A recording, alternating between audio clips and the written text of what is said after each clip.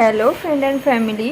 তো আজকে আমি একটা জিনিস তোমাদের করে দেখাবো। তো যারা অনেকে আছো না, যারা মানে রান্নায় রিচ খেতে পছন্দ করো না, হালকা পাতলা একটা ঝোল হলে ভালো হয়, তাদের জন্যেই আজকে আমি এইটা করব।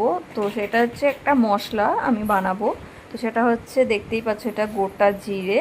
তো অনেকেই আছে যে বাজারের যে প্যাকেটের জিরে গুঁড়ো সেটা পছন্দ করে না, বা ওটা দিলে তরকারিটা অতটা টেস্ট হয় না। তো আমি আজকে দেখো এই জিরের